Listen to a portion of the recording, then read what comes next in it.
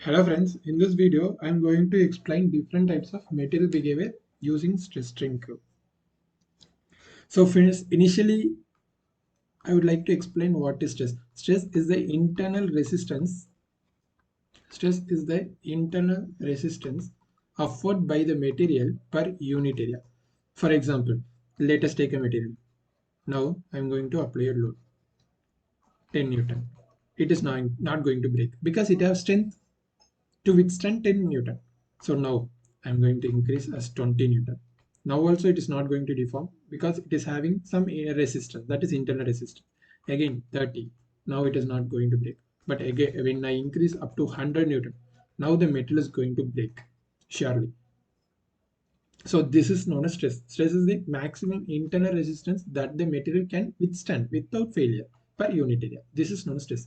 Then what is strain? Strain is known as deformation of a material. Deformation of a material. Suppose, for example, when I give a 100 Newton, the material starts to yield. Even yield is considered to be failure here. So, epsilon, we know the formula epsilon equal to dl by L. That is change in length. That is change in length per unit length. That is, if I apply 100 Newton, the material is going to yield. That is, it is going to change its length. Okay, this is known as stress and this is known as strain. So now in our first case, I would like to explain ideal solid. For example, I'm going to take a block. Now initially I'm going to apply a load of 10 Newton. Metal is not going to break. 20 Newton not going to break. 30 Newton not going to. Even if I apply infinite Newton also, the material is not going to break. But this is just an ideal case. There is no such material which can withstand infinite load. So at some point of load, it is going to break. So this is just an ideal case, which means at, I can increase stress up to any level, but still epsilon is going to be zero. This is an ideal case. Okay. In the second example, this is for solid. This I have explained for solid. Let me come for fluid. In fluid mechanics, we have studied tau equal to mu du by dy. Now we are discussing the ideal fluid. What is ideal fluid? Ideal fluid don't have any viscosity, that is mu 0. So tau is 0. If we put mu is equal to 0 here, we will be getting tau 0, which means without applying any stress, the metal is going to deform. So there is no such fluid as known as ideal fluid. This is first case, and second case is just an ideal case. So this we are getting as a vertical line. Here we are getting as a horizontal line. Here the stress is 0, strain is anything. It can be anything. In the first case, stress can be anything, strain is 0. So this is the difference between the first case and the second case. In third case, the material is going to follow Hooke's law. What is Hooke's law? Hooke's law, we know that stress is directly proportional to strain. So here we are getting the straight line. Up to proportional limit, we are going to get a straight line that is known as stress directly. For example, there is no such ideal solid, there is no such ideal fluid. In that case, we have some example like diamond, glass, hardened steel, etc. Okay, let we go and discuss the fourth. In the fourth, there is no such difference between third and fourth curve. In the third curve, stress directly proportional to strain, but in the fourth curve, stress is not directly proportional to strain. So it looks like a curve. Here, stress is not directly proportional to strain. That is, it does not obey Hooke's law. So first we want to know here in the fifth case, this is linear elastic. This everyone might be knowing. This is linear elastic. Then after that, if we yield the material, the stress is going to be increasing. Why? What is the reason for the increase in stress? In strength of materials, we have a term which is known as strain hardening. What is strain hardening? With increase in strain, the material is going to harden. How? So for first, I would like to explain in metal forming operations. In metal forming operations, such as what are the metal forming operations we know? Rolling, forging, extrusion. So in metal forming, we are going to operate in two conditions. One, hot working. Other one is cold working. This everyone might be knowing, right? One is hot working, another one is cold. Hot working is we are going to increase the temperature more than recrystallization temperature. Suppose, for example, if TMS, that is melting point temperature, is 600 degrees Celsius, my working temperature will be some zero point 0.3 to 0.5 times of 600. If I work above this temperature, that is known as hot working. If I work below this temperature, that is known as cold working. So initially I will be getting a linear curve up to proportional limit.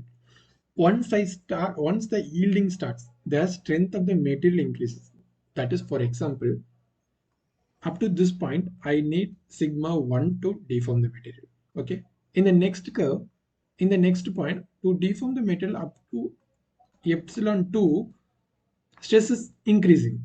So again, if I want to deform the material up to epsilon 3, that is sigma 3. So sigma 1 is less than sigma 2, which is less than sigma 3. So due to strain hardening effect, I need more effort to deform the material. That is known as strain hardening. So this curve is linear. So I can tell it as linear strain hardening. Same case here, linear elastic we know. So up to this it is linear curve. Then after that, non-linear strain hardening. So this is non-linear. So this is known as flow curve. This flow curve will be given.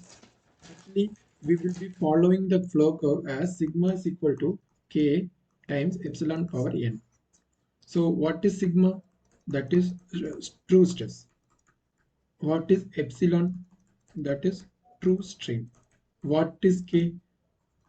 That is strength coefficient. Strength coefficient, this depends on the material. For different materials, we will be having different coefficient. Then what is n? N is strain hardening coefficient. Strain hardening exponent. So if n is more, suppose for example, if n is more, my sigma will be more, so that I have to put more effort to deform. So if n is less, the sigma will be less, so I need to put less effort to deform the material. So n is strain hardening coefficient. Due to strain, how much the material is going to be hardened, that is known as strain hardening coefficient. If n is more, sigma will be more. If sigma is more, I have to put more effort.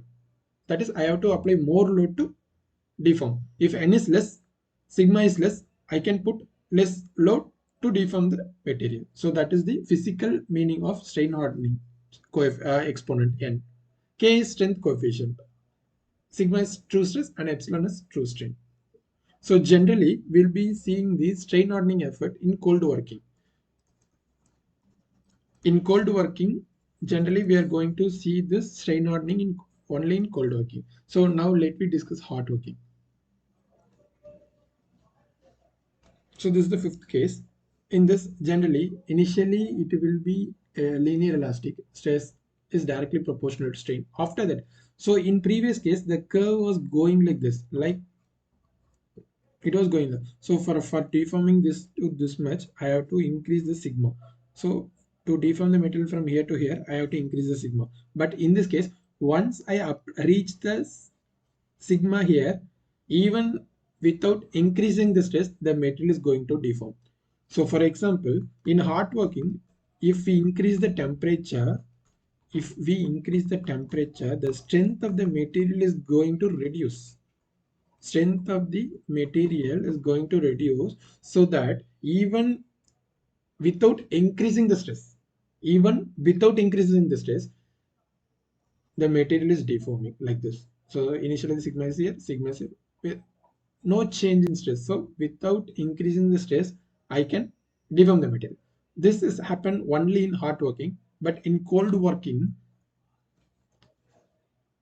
due to strain hardening effort, I have to put more effort. That is, I have to increase sigma so that I can deform the material. So for applying more load, I need more power here in cold working. Here I am not going to increase the strain. I am going to keep the strain constant. So here the power required will be less.